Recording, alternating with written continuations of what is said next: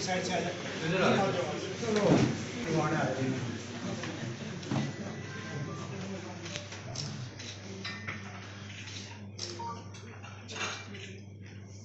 हिंदुस्तान इंतजार कर रहा है कि भारत पाकिस्तान के साथ युद्ध करे, लेकिन भारतीय जनता पार्टी और द्वारा आज प्रदर्शन किया जा रहा है पाकिस्तानी नागरिकों के खिलाफ कि उनको बाहर निकाला जाए। तो कहीं ना कहीं ऐसा लग रहा है कि मुद्दे को डाइवर्ट तो नहीं किया जा रहा।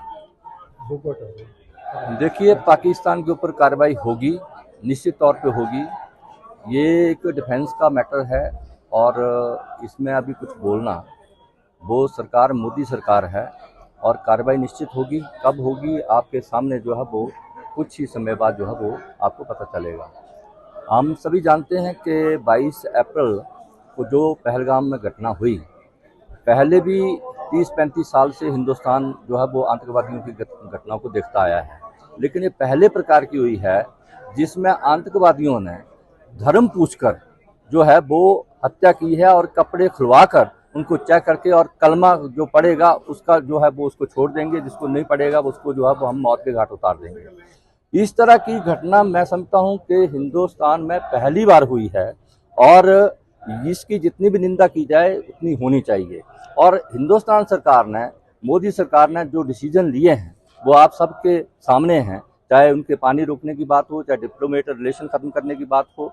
लेकिन एक डिसीजन ये लिया था कि जो पाकिस्तान के नागरिक हैं जो हमारे देश में, उनको जो है वो 7 दिन के अंदर अंदर जो है वो पाकिस्तान जो है भेजा जाए। लेकिन बड़े दुर्भाग्य की बात है कि हिमाचल प्रदेश सरकार के ने अभी तक एक भी नागरिक को जो है वो पाकिस्तान नहीं भेजा, कोई आइडेंटिफाई नहीं किया।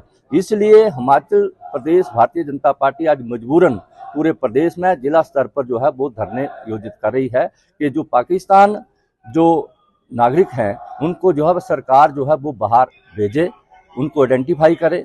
लेकिन मुझे लगता है कि हमें 2 प्रकार के जो है वो हमें शत्रु जो है देश के अंदर है। एक तो सरेआम जो जिन्होंने आतंकवादी घटना को अंजाम दिया, जिसके पीछे जो भी शक्तियां हैं उनके विरुद्ध कार्रवाई होनी चाहिए। दूसरा, जो हमारे हिंदुस्तान में रहकर जो पाकिस्तान की पैरवी कर रहे हैं, मुझे लगता है कि उनकी भी आइडेंटिफिकेशन हो के उनके ऊपर भी कार्रवाई होनी चाहिए और ऐसी ताकतों को जो है उनके विरुद्ध जो है सख्त से सख्त कार्रवाई जो है सरकार को करनी चाहिए। सिकंदर जी, कांग्रेस पार्टी आरोप लगा रही है कि बीजेपी सरकार केवल पानी बंद करके बदला लेना चाह रही है और ये जो नागरिकों को वापस भेजा जा रहा है, लेकिन जिस तरह की कार्रवाई होनी चाहिए थी वो सरकार कर नहीं पा रही है। वो तो आपने इनके पूर्व जो मुख्यमंत्री थे चरणजीत सिंह चन्नी, जब ऐसे इनके नेता हों, जो अब सर्जिकल स्ट्राइक हुई थी 2019 में, उससे भी इन्होंने मना किया था। लेकिन आपके सामने जो हुआ था, सरकार ने किया था, चाहे कारगिल युद्ध हो, चाहे सर्जिकल स्ट्राइक हो, इस समय जो है राजनीति करने का समय नहीं है।